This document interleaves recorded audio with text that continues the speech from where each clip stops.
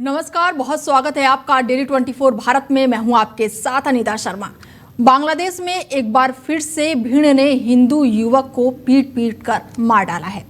Police के मुताबिक मृतक की पहचान अमृत मंडल उर्फ सम्राट के तौर पर हुई है। हालांकि साथ ही सरकार ने बांग्लादेश में हिंदू युवक की हुई हत्या को लेकर कहा है कि ये कोई सांप्रदायिक हमला नहीं था। घटना वाले दिन कथित तौर पर मंडल अपने समूह के सदस्यों के साथ स्थानीय निवासियों के घर में पैसा वसूलने की कोशिश कर रहा था और तभी स्थानीय लोगों ने उसे पीटा है।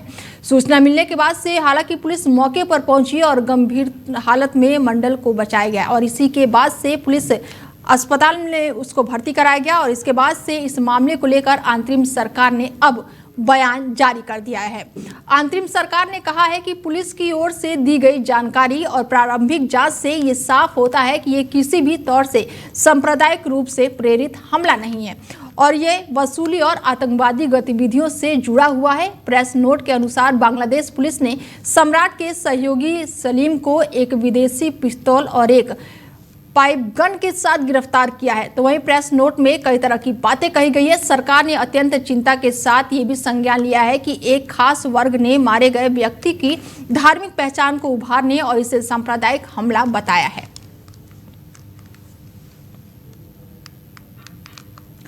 बता दें कि बांग्लादेश में कोहराम देखने को मिल रहा है। एक और हिंदू की हत्या। बांग्लादेश में भीड़ की हिंसक का एक और मामला अब सामने आया है और ऐसे में दीपू चंद्र दास के बाद अमृत मंडल की हत्या हुई है। बांग्लादेश के रजवाड़ी में हिंदू युवक की हत्या हुई है। बड़ी जानकारी आपको दे दें कि भीड़ ने अमृत मंडल को पकड़कर जमकर पीटा है। बांग्लादेश में लगातार कोहराम मचा हुआ है और बुरी तरह से घायल होने की वजह से अमृत मंडल की मौत हो गई है। तो वहीं बांग्लादेश की पूर्व प्रधानमंत्री और अवामी लीग नेता शेख हसीना ने अंतरिम सरकार पर आरोप लगाया कि मौजूदा सरकार देश में गैर मुसलमानों के खिलाफ अकाल्पनिक और भयावह अत्याचार कर रही है। शेख हसीना अवैध तरीके से सत्ता में आई सरकार धार्मिक अल्पसंख्यकों की आस्था को स्वतंत्रता में दाखिल कर रही है। केवल एक संदेशा देना चाहते हैं कि यदि बांग्लादेश जैसी स्थिति आप अपने भारत में नहीं देखना चाहते तो यही समय है, सही समय है। अभी नहीं तो कभी नहीं। यदि हिंदू एक आज नहीं हुआ, हिंदू एकजुट नहीं हुआ तो वो दिन दूर नहीं जब भारत के और छत्तीसगढ़ के चौराहों पर ऐसा जो बांग्लादेश में हुआ वो देखा ना जाए। कांकेर की स्थिति पर भी हम कहना चाहेंगे, जो हुआ अच्छा नहीं हुआ, पर हिंदुओं ने एकता दिखाई, उसके लिए समस्त हिंदुओं को साधुवाद, धन्यवाद। देश में लगातार सांप्रदायिक घटनाएं बढ़ती जा रही हैं और ऐसे में दो युवकों की जान जाने के बाद से अब बांग्लादेश में एक बार फिर से जो हिंदुओं को हो रहे अत्याचार को लेकर कई तरह के सवाल उठने लगे हैं। पहले दीपू दास की हत्या हुई और अब अमृत मंडल को भीड़ ने पीट पीट कर उसकी जान ले ली है और ऐसे में बांग्लादेश पुलिस जो है अब वो कई तरह की बातें कह रही है। बांग्लादेश में एक और हिंदू युवक की हत्या होने के बाद से लगातार हंगामा देखने को मिल रहा है और अब ये जो हमला है उसको सांप्रदायिक हिंसा बताया जा रहा है। कहा जा रहा है कि अमृत मंडल को भीड़ ने मारा है क्योंकि वो वसूली कर रहा था और ऐसे में बांग्लादेश सरकार पर भी कई तरह के अब आरोप लगने लगे हैं, सवाल कई उठने लगे हैं। और हमारे साथ चर्चा में धर्मगुरु जुड़ चुके हैं, अरुण जी जुड़ चुके हैं और सहरा नकवी हैं। उनसे बातचीत करते हैं कि किस तरह से वो इस मामले को देखते हैं। अरुण कृष्णा जी हमारे साथ, बहुत स्वागत है आपका। सबसे पहले तो मेरा सवाल यही रहेगा कि किस तरीके से आप इसको देखते हैं।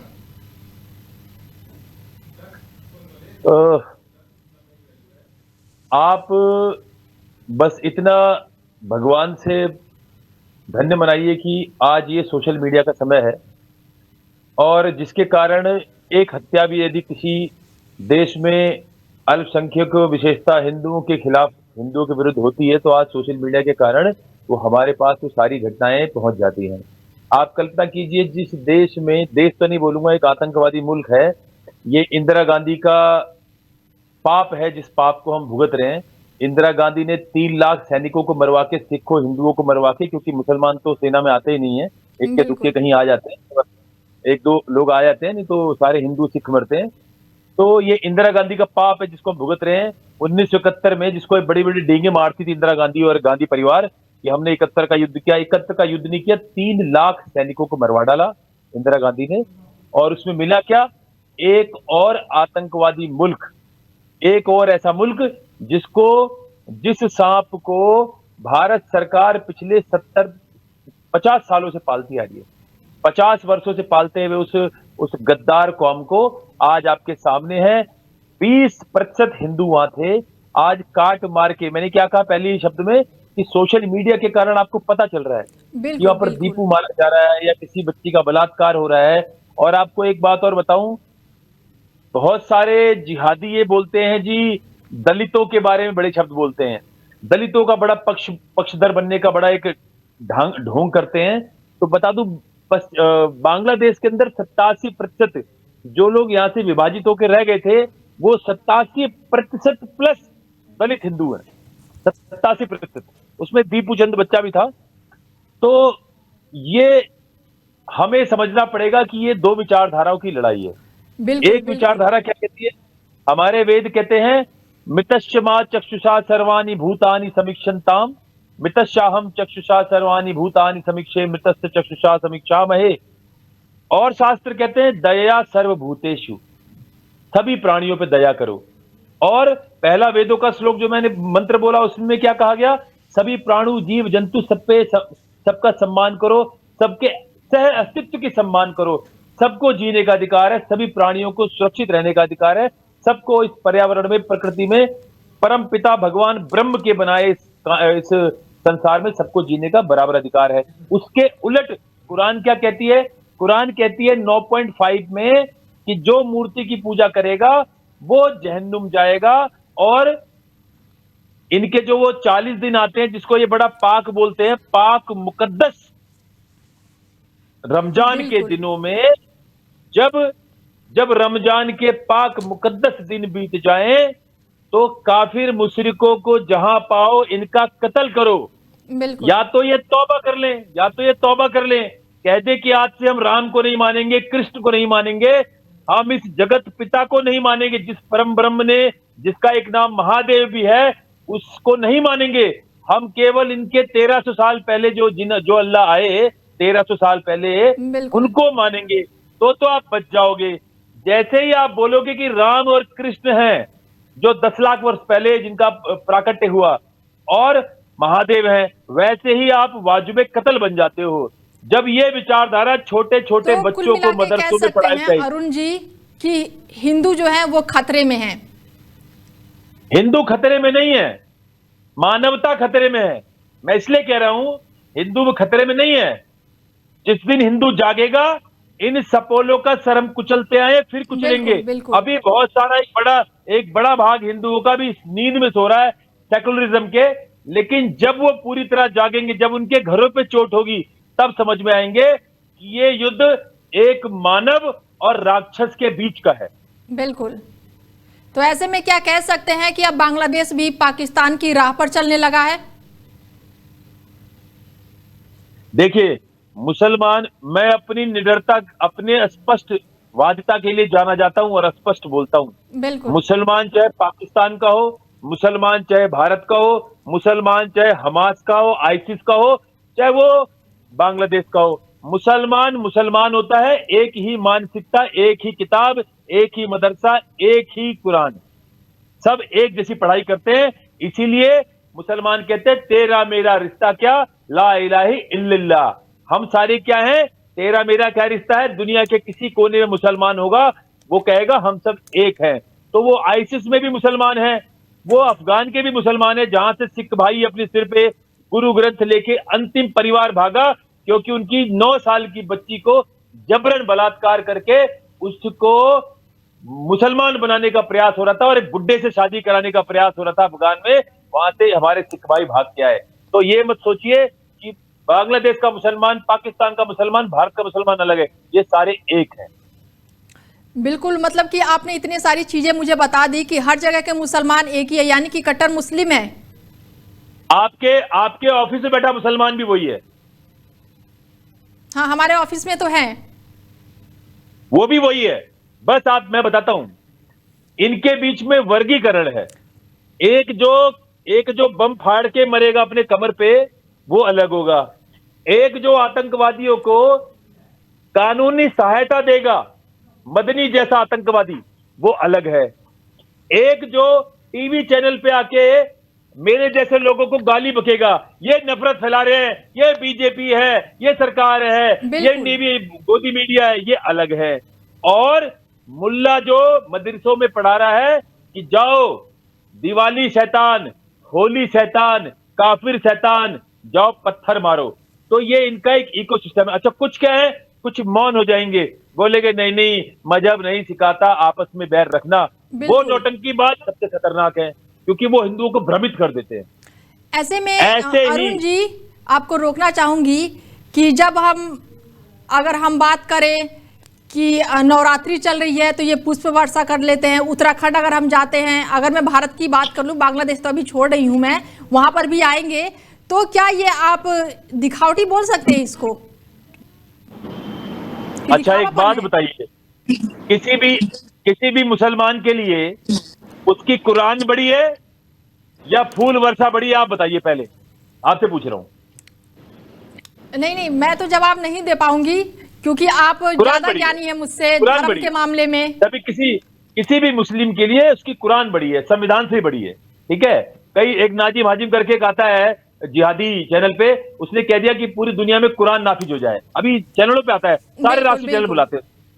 तो एक मुसलमान के लिए उसकी कुरान बड़ी है, और कुरान कहती है यदि आप काफिर पे फूल डालते हो, बाकायदा मुल्ले पढ़ाते हैं, मुल्ले मौलवी पढ़ाते हैं मस्जिदों में कि होली दिवाली कुफ्र है, ये शैतान है, होली शैतान है, दिवाली शैतान है। तो बताओ भैया, ये फूल जो डाल रहे हैं, दो चार नौटंकियां मचा रहे हैं, ये आपको भ्रमित कर रहे हैं। इसको कुरान में कहते हैं अल तकिया, अंग्रेजी में कहते हैं act of deceiving a enemy, Hindi में कहते हैं शत्रु को भ्रमित करने का एक शब्द है कुरान में, अल तकिया जी। तो ये आपको अल तकिया कर रहे हैं, आपको कंफ्यूज कर रहे हैं कि कौन से अच्छे कौन से मुसलमान। मुसलमान केवल मुसलमान होता है। यहाँ जो दो चार अच्छे मीठी मीठी बातें करते हैं, ये केवल और केवल वो है क्योंकि इनकी संख्या कुछ जगहों पर कम है। अच्छे मुसलमान ना अगर बांग्लादेश की बात करूं तो पहले से लेकर अब तक वहां पर हिंदुओं की जनसंख्या बेहद ही कम हो गई है। मैं बताता हूं, यदि आज से 1971 में वहां पर 20% हिंदू थे, इस हिसाब से जब सबकी वृद्धि हो रही है तो हिंदुओं की वृद्धि के अनुसार आज बांग्लादेश में लगभग 3 से 4 से 5 करोड़ हिंदू होने चाहिए थे, लगभग 5 करोड़ एक औसतन वृद्धि के हिसाब से। लेकिन बचे कितने? मात्र 1 करोड़ बचे हैं। पाकिस्तान में आज होने चाहिए थे लगभग 8 करोड़ हिंदू, बचे कितने? 20 लाख। कहां गए भैया? हिंदुओं की बहन बेटियों को घरों से निकाल के उनके साथ बलात्कार किया गया। और अभी बांग्लादेश का एक केस आपको बताऊं, एक हिंदू बच्ची के योनि के अंदर बोतल डालेगी, बोतल इन राक्षसों द्वारा बोतल डाली गई। आप घृणा देखिए हिंदुओं की बहन बेटियों के साथ, और वो कौन है? दलित है सारी, क्योंकि बांग्लादेश में 87% प्लस दलित हिंदू बच्चे रहते हैं। बिल्कुल, इनकी नफरत तो साफ दिखाई दे रही है अरुण जी, क्योंकि 7 दिनों के अंदर ये दूसरे युवक को पीट कर इन लोगों ने मौत के घाट उतार दिया है। नफरत इस कदर हावी हो गई इन लोगों पर कि भीड़ ही मार दे रही है, और वो भी हिंदू युवक को ही निशाना बनाया जा रहा है। देखिए, ये नफरत, मैंने कहा जैसा आपको आरंभिक शब्दावली में मेरी, ये नफरत आप सोशल मीडिया के कारण देख पा रहे हो। बिल्कुल, वहां बांग्लादेश, पाकिस्तान, अफगानिस्तान और भारत में जहां ये जिहादी ज्यादा है जिनकी संख्या, ये वहां हिंदू बहन बेटियों को काट रहे हैं। अच्छा, एक बात बताओ, चलो बांग्लादेश तो पीछे थोड़ा सा दूर है, कश्मीर में 100 मस्जिदों से इन राक्षसों ने भौंका बोलूंगा, भौंका 100 मस्जिदों से कि है काफिरों, 24 घंटे में कश्मीर खाली कर दो, लेकिन अपनी बहन बेटियां छोड़ जाओ ताकि हम उनको माले गनीमत समझ के उनका शोषण करें। और गिरजा टिक्कू को मत भूलना, गिरजा टिक्कू नाम की बच्ची जो मुसलमान बच्चों को पढ़ाती थी, उसको बलात्कार करा गया, अरुण जी, मैं आपको रोकना चाहूंगी। बलात्कार हुआ। सुनिए पूरा बोले दीजिए। गिरजा टिक्कू का सामूहिक बलात्कार किया नहीं, हमारे साथ एक मेहमान जुड़ चुके हैं, उनका भी हम स्वागत कर लें। सहर नकवी जी जुड़ चुकी हैं, सहर नकवी जी जुड़ चुकी हैं, उनसे भी बातचीत कर लेते हैं और जितने भी आपके सवाल थे जवाब भी दे देंगी। अब नकवी जी, बहुत स्वागत है आपका हमारी चर्चा में। किस तरीके से देख रही हैं ये जो घटना चल रहा है बांग्लादेश में? जी देखिए, बांग्लादेश एक अलग देश है। वहाँ की हुकूमत में बहुत दिन से देखा जा रहा है कि हिंदुओं के साथ अत्याचार हो रहा है, ये बात सच है। भारत में भी इसका बहुत विरोध हुआ है। अत्याचार सब पर गलत है। वो हिंदू, जी देखिए, हिंदू हो या मुसलमान, हम लोगों को इससे मतलब नहीं होता, क्योंकि हम लोग न्यायपालिका में काम करते हैं और भारत के रहने वाले हैं। भारत में ये सारी चीजें नहीं देखी जाती हैं, सबके साथ इंसाफ होता है। बेटियां क्यों कश्मीर में नहीं हुआ? कश्मीर में नहीं हुआ? देखिए हमारे प्राइम मिनिस्टर जी का ही नारा है कि सबका साथ, सबका विकास और बेटी बचाओ बेटी पढ़ाओ। ये सारी चीजें हमारे भारत में एक सम्मान मिलता है बेटियों को, इससे कोई इनकार नहीं कर सकता। बांग्लादेश में जिस तरह से घृणित कार्य हो रहा है, हाँ इसकी मैं निंदा करती हूँ। ऐसा नहीं होना चाहिए, हिंदू बच्चियों के साथ गलत हो रहा है और इसका मैं दिल से विरोध करती हूँ। और हो सकता है कानूनी स्टेप तक भी ये मांग करी जाए कि प्राइम मिनिस्टर साहब हमारे एक्शन ले इस बात पे कि ऐसा क्यों हो रहा है। हिंसा हर जगह गलत है, हम लोग बहुत दिन से इस चीज को देखते चले आ रहे हैं। हाँ ये है कि आप इसके आड़ में सारे मुसलमानों को अगर ये कह दें कि सब गलत हैं, सारे गंदे हैं, सारे बुरे हैं, तो ये चीज सही नहीं है। महाराज जी बोल रहे थे सारे मुसलमान गलत है, कुछ मीठी बात करते हैं, कुछ खट्टी बात करते हैं। ऐसा कुछ नहीं होता है। इंसान इंसान होता है। राजनीति ने इतना अंधा कर दिया है सबको, पॉलिटिक्स ने अपने देश की, कि लोग हिंदू मुसलमान का बंटवारा कर लेते हैं। हम लोगों को आज तक ऐसा फील नहीं हुआ। हम लोग स्कूल में साथ पढ़ते थे और कोई हिंदू बच्चियां मुस्लिम बच्चियां आज तक फ्रेंड है, जो बचपन से फ्रेंड थी, मेरी चाइल्डहुड फ्रेंड। हम लोग एक साथ एक टिफिन में खाते थे। ऐसा कभी हम लोग को महसूस नहीं हुआ। लेकिन राजनीति इतनी गड़बड़ हो चुकी है आज की राजनीति कि एक ही तराजू से तौलना भी सही नहीं है। अरुण जी, आप बताइए, क्या कुछ कह रहे थे आप? अगर कश्मीर में किसी एक मस्जिद से हुआ होता तो हम चलो कहते किसी एक मस्जिद से हुआ है। कश्मीर की 90 से अधिक मस्जिदों से एक दिन में पूरी योजना के साथ ये भौंका गया कि काफिरों, कश्मीर खाली कर दो, अपनी बहन बेटियां छोड़ जाना। गिरजा टिक्कू को नग्न करके उसके साथ पहले बलात्कार हुआ। जरा अपने ऊपर आजमा के देखो मैडम, तब आपको पता चलेगा इस दुख को। बड़ी बड़ी बातें करना बड़ा आसान होता है जो आप बैठ के टीवी पे करती हो। 20 राक्षसों ने बलात्कार करके नग्न करके उस बच्ची को, गिरजा टिक्कू को, आप सोचो, कल्पना करो, आरी से चीर दिया, धीरे धीरे चीर दिया। ये है मुसलमान। और बताता हूं, अभी मैं आपको एक राष्ट्रीय चैनल पे था, बड़े नाम नहीं बोलूंगा क्योंकि दूसरे चैनल पे नाम बोलना नहीं चाहिए, एक बड़े राष्ट्रीय चैनल पे था मैं एक, और वहां पर शियाओं का पूरा एक दल आया हुआ था, शियाओं का। और वो शियाओं में बड़े बड़े स्कॉलर थे, मैं उनके नाम नहीं जानता, लेकिन मैंने सुना भाई बहुत बड़े बड़े स्कॉलर हैं। जब मैंने बोला मुसलमानों के बारे में कि पूरी दुनिया में यूएन डेजिग्नेटेड 726 आतंकवादी हैं और 726 आतंकवादियों में 700 प्लस आतंकवादी मुसलमान हैं, तो उन चारों ने, 4-5 शिया स्कॉलर ने मुझे क्या कहा कि आचार्य जी, हमें उन्हें मत गिनिए, हम उनसे खुद सताए हुए हैं। तो मैंने तुरंत बोला कि इसका मतलब आप सारे शिया मुसलमानों, आपकी टोपियां बता रही हैं। उन्होंने बोला जी महाराज, हम शिया मुसलमान हैं, हम तो खुद इन सुन्नियों से तंग हैं। ये किसी एक स्कॉलर ने नहीं बोला और ना किसी आम स्कॉलर ने बोला। जो राष्ट्रीय चैनलों पे आते हैं बड़े बड़े स्कॉलर, उन्होंने बाकायदा एक बड़े राष्ट्रीय चैनल पर मेरे साथ वार्तालाप करते कहा कि महाराज जी, अरुण जी, लेकिन बात यहाँ पर ये चल रही है कि बांग्लादेश में क्या हिंदुओं को ही सिर्फ टारगेट किया जा रहा है? सवाल ये है। बौद्धों को, क्रिश्चियंस को। मैंने क्या बोला कि हिंदू खतरे में नहीं है, मैंने कहा मानवता खतरे में। मानवता में ईसाइयों को भी मारेंगे, ये बौद्ध को भी मारेंगे। मैंने क्या बताया, अफगानिस्तान के अंदर तो आखिरी गुरु ग्रंथ, आखिरी परिवार सिखों का, वहां से गुरु ग्रंथ सर पे लगकर भागकर वापस आया, सिर पे रख के, और मोदी जी बचा के लाए। तो इसका मतलब है कि हिंदू खतरे में नहीं है, पूरी मानवता खतरे हैं, क्योंकि इस्लाम और आतंकवाद दोनों एक ही शब्द के पर्यायवाची हैं। इस्लाम को अब आतंकवाद से जब तक अलग करोगे, जब तक बोलोगे अच्छा बुरा मुसलमान, तब तक इस बीमारी से, इस कैंसर से आप नहीं लड़ पाओगे। आपको समझना पड़ेगा, इस्लाम में ही आतंकवाद है, इस्लाम में ही घृणा है, इस्लाम में ही नफरत है, इस्लाम ही सबको मारता है। तो मतलब इस्लाम में ही जितनी भी गड़बड़ी है वो सब इस्लाम में ही है, इस्लाम में ही है। और मैं ये बोलता हूं, अपराध हिंदू भी करता है, अपराध हिंदू भी करता है। अपराध क्रिश्चियन भी करता है, अपराध बौद्ध सिख भी करते हैं, लेकिन किसी भी अपराध के पीछे ठीक ये है, कारण सहर कभी नकवी नहीं जी होता। से जवाब ले लेते हैं नहीं, मेरी अरुण पूरी- जी कि मुझे अगर पूरी इस्लाम बात- में ही मुझे सब पूरी कुछ बात- है, गड़बड़ी अरे है, मुझे पूरी तो बात, जवाब मेरी मिल लाइन जाएगा। पूरी होने दीजिए, आप मेरी लाइन पूरी होने दीजिए। जो ठीक मैं है। बोल रहा था, हिंदू भी अपराध करता है, सिख भी अपराध करता है, बौद्ध भी अपराध करता है। दुनिया में केवल एक मजहब ऐसा है जो अपराध केवल इसलिए करता है क्योंकि उसको सामने वाला अल्लाह को ना मानने वाला दिखता है। मजहब के आधार पे नफरत कोई फैलाता है तो इस्लाम फैलाता है। ठीक है, इस्लाम पर अगर इतनी सारी चीजें हैं तो जवाब ले लेते हैं। नकवी जी क्या कुछ कहेंगी, कितनी सहमत है इनकी बात से आप?